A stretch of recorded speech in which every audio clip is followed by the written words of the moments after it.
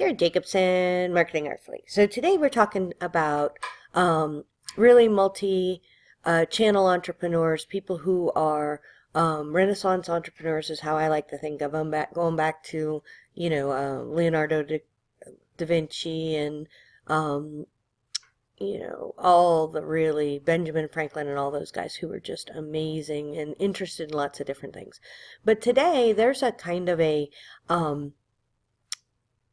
bias against people who want to have kind of all the different things. And so today I'm going to look at a few people who have had multiple iterations of their careers, multiple interests, and really just see what they're doing. And this is in the blog post. So go ahead and click on the link if you want to read more about any of these people or find links to their stuff. So anyways, I'm going to start with Marie Forleo, and she's a gal who talks about multi-passionate entrepreneurs. So she's talking about, if you love hip hop and business and dating, you can do it all at once. And to me, that's a hard one to get my arms around because those are very, very disparate things. And I think a lot of entrepreneurs would struggle with how to pull all those together. We'll talk about that in the blog post a little bit more, about how to put an umbrella over all of that. But that having been said, the reason Girlfriend is on my video is because she's actually done it. So she has a book about how to make every man want you. It's a bestseller, and it's about dating. And let's get rid of this one. And then she has a hip hop video thing that's a bestseller. And then it's hard to tell, but this little shoulder right there is Tony Robbins interviewing her. And she has been interviewed by Tony Robbins and Oprah and Richard Branson. So her life and what she's doing is amazing, and it's because she is willing to be interested and curious and all that stuff about all these different channels. And then the difference for her is that she goes and she publishes it.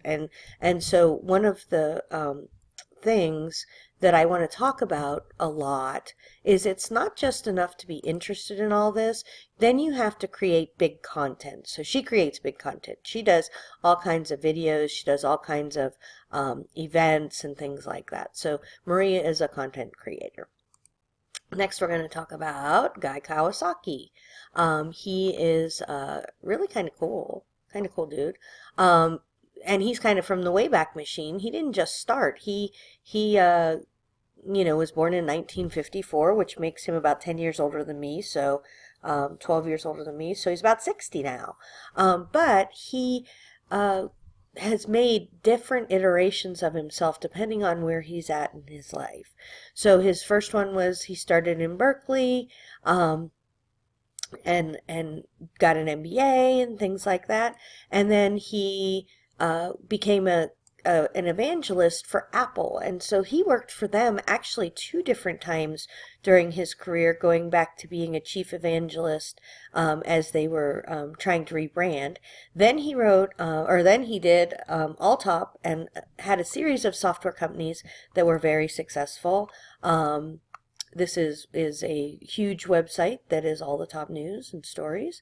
Then he wrote a book he's an author, he's a publisher, he's an entrepreneur. He kind of wrote a book about how to write a book and how to be that person. And most recently, he's the chief evangelist for Canva, which is a graphics program that is there. So definitely all over the board. But always in a direction that he found interesting.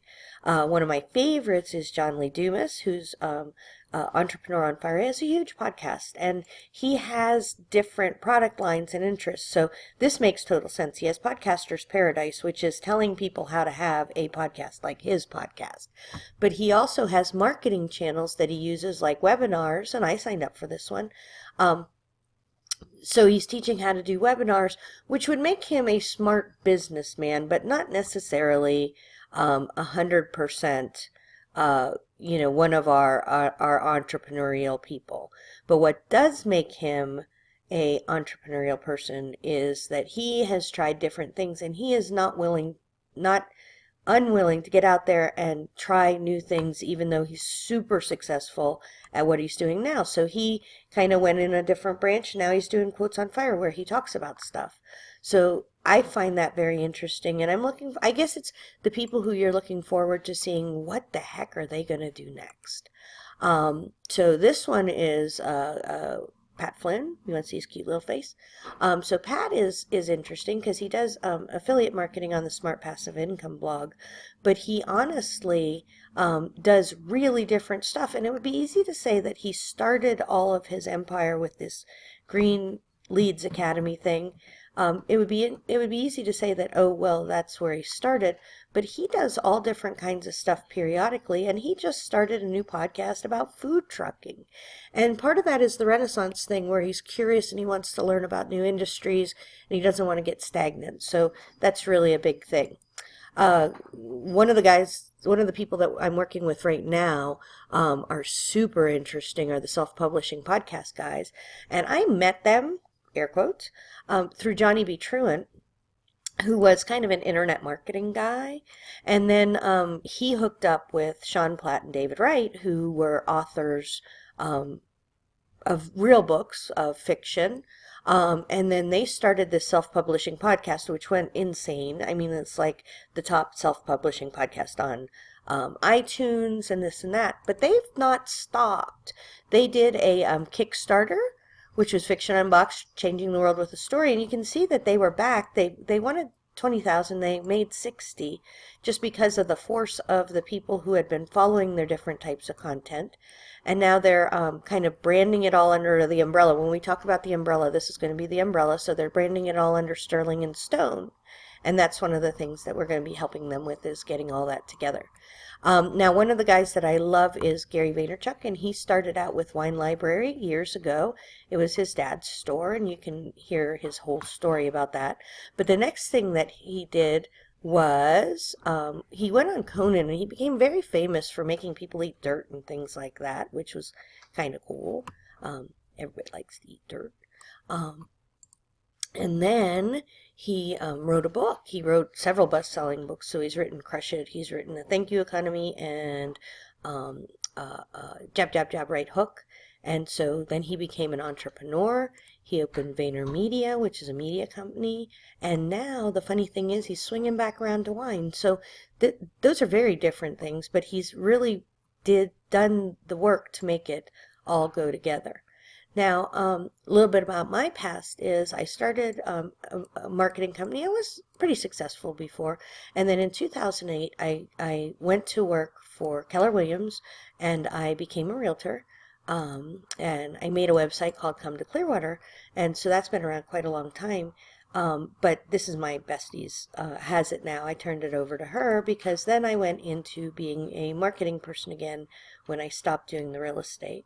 I've also produced 20 plus books with my writing partner, Rebecca, about all different kinds of things marketing related, and had a media team in the Media Monsters. I do nonfiction marketing, so I'm kind of all over the place there too. And the next thing I'm going to do, because I'm working with the self-publishing podcast guys, is find out really how to do marketing for your fiction.